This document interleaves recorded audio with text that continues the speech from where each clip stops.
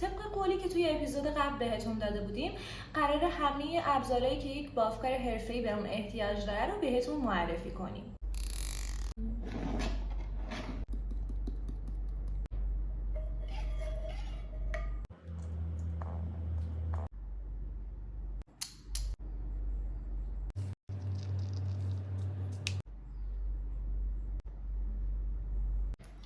شونه یکی از مهمترین ابزاری که هر بافکار به اون احتیاج داره.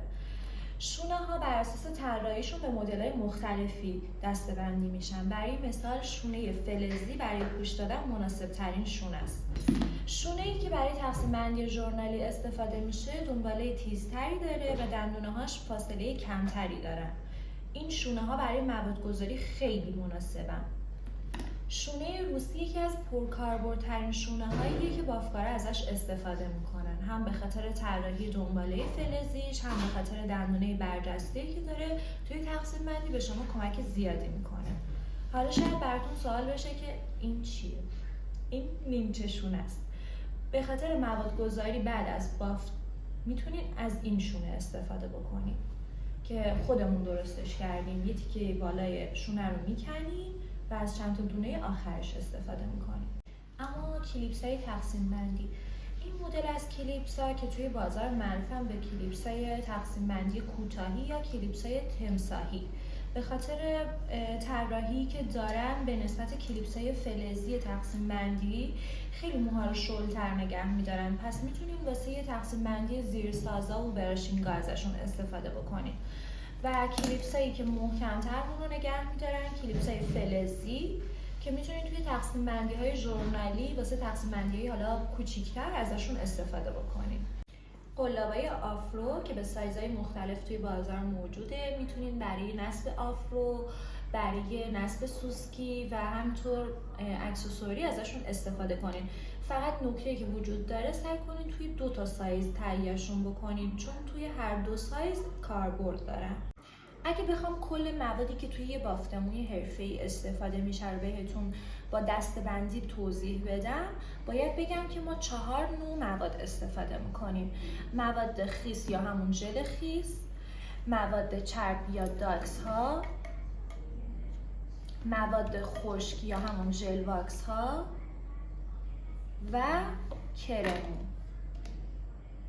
از کرمون شما میتونین واسه موهایی که خیلی خشکن توی براشینگاتون استفاده کنین. فقط حتما حواستون رو بدین برای استفاده از کرمو باید قبل از اینکه به مو بزنین روی دستتون حلش کنین وگرنه موها به هم دیگه میچسبه و موها رو چرب میکنه. ابتدای هر تقسیم بندی برای اینکه بتونین کنترل بهتری روی مو داشته باشین میتونین از ژل خیس استفاده بکنین. ژل خیس حالت پذیری به مو نمیده اما باعث میشه شما بتونین موها رو سنگین کنین و راحت تر بتونین تقسیم بندی بکنین. به خاطر همین بهتره که ژل خیس رو به 1/3 ابتدایی مو بزنین. ژل خشک برای فیکس کردن تقسیم بندی استفاده میشه. میتونین باهاش خورده موها رو بگیرین و حین کارم ازش استفاده بکنین.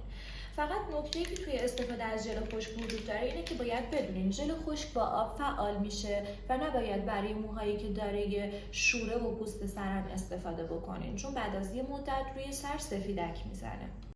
و اما مواد چرب، داکس ها باز هم به رنگ‌های مختلف توی بازار وجود دارن و مواد چربن. شما میتونین از داکس ها برای فیکس تقسیم بندی برای موهایی که مستعد پوست سر و شوره هستن استفاده بکنین.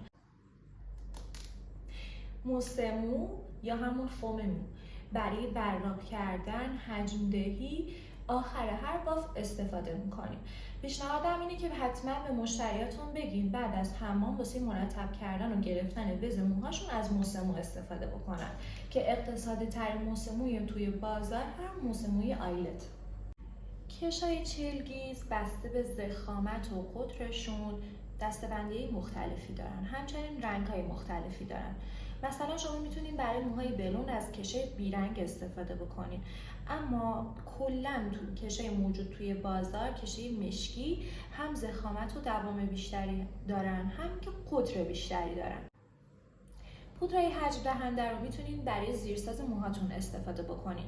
این پودرا رو که کاملا بیرنگ و مات هستن و میتونین روی مو بزنید و با مقدار شونه کشی به مو حجم زیادی بدید.